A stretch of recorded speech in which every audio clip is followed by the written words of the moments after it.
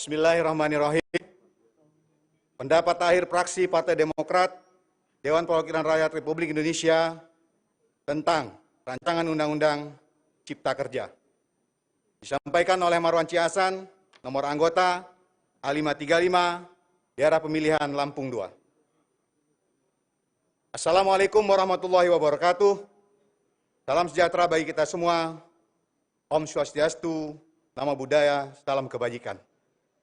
Yang terhormat pimpinan dan anggota DPR RI, yang terhormat Menko Perekonomian beserta seluruh menteri yang hadir beserta jajarannya, Bapak Ibu hadirin yang berbahagia, rakyat Indonesia yang kami cintai.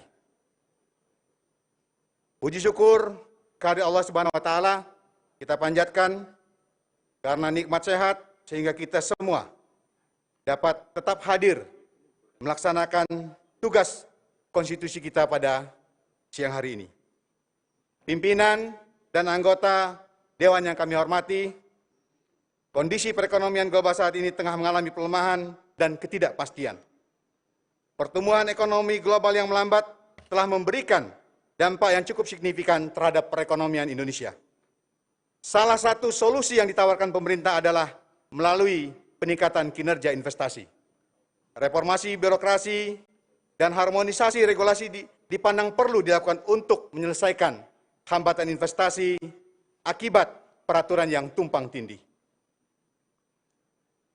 Rancangan Undang-Undang tentang Cipta Kerja digadang-gadang akan menjadi regulasi yang mempermudah, memperlancar jalannya berbagai kegiatan usaha guna meningkatkan investasi dan memperluas lapangan kerja.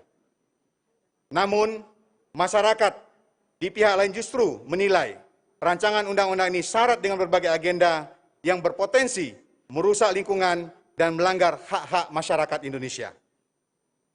Rancangan undang-undang tentang Cipta Kerja sebaiknya tidak hanya bertujuan untuk memberikan kemudahan serta mengurai atas regulasi yang tumpang tindih saja, tetapi juga harus memberikan jaminan kepastian hukum kepada pihak-pihak atau kelompok-kelompok yang berdampak langsung terhadap investasi seperti buruh, pelaku UMKM, kelompok-kelompok rentan lainnya, baik itu nelayan, petani maupun peternak.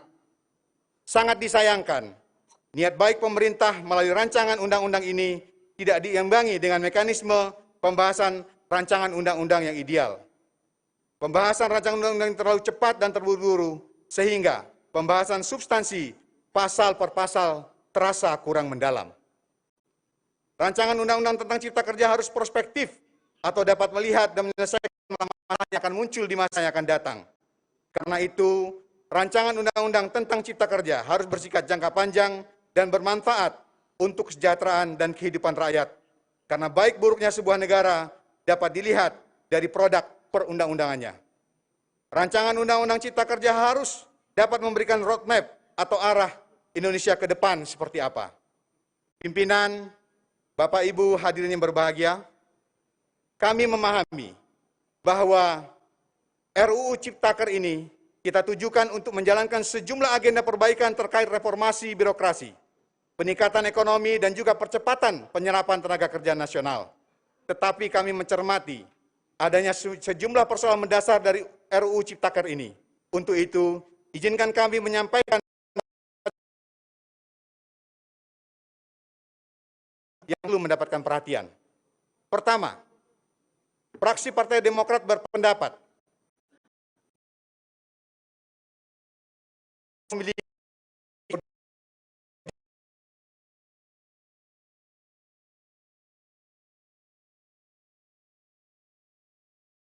negara harus diprioritaskan pada upaya penanganan pandemi dan pemulihan ekonomi nasional. Kedua, RUU Ciptaker ini membahas secara luas beberapa perubahan undang-undang sekaligus Omnibus Law. Karena besarnya implikasi dari perubahan tersebut, maka perlu dicermati satu persatu, hati-hati dan terutama terkait hal-hal yang fundamental yang menyangkut kepentingan masyarakat luas. Ketiga, harapannya RUU ini di satu sisi dan menggerakkan perekonomian nasional.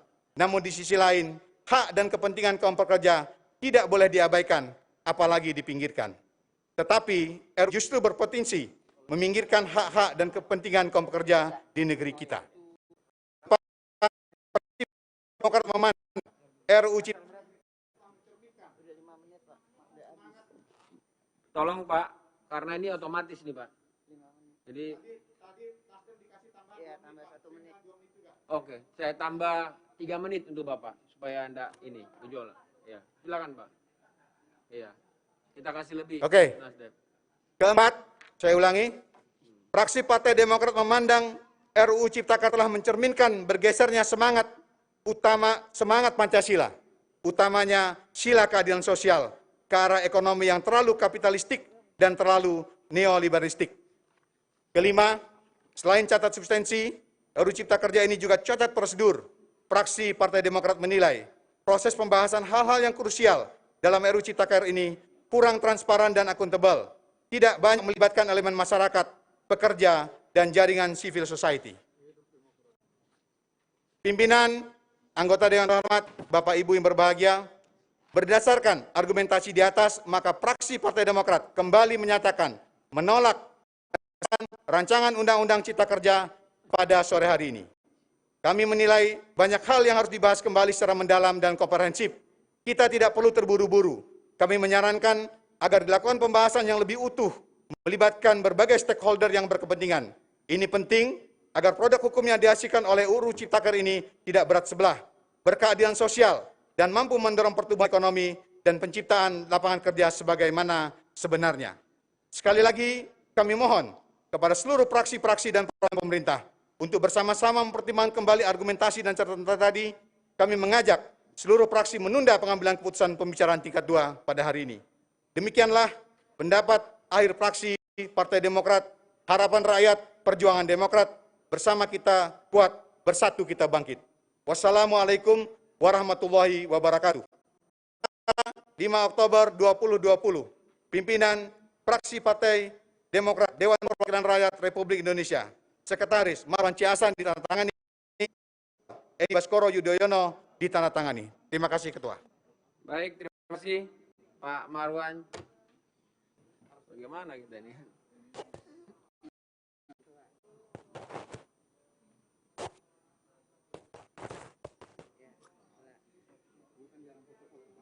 Iya, makanya ini penting.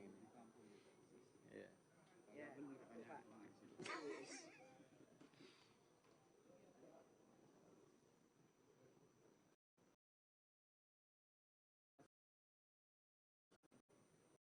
Fraksi PKS siap-siap ya.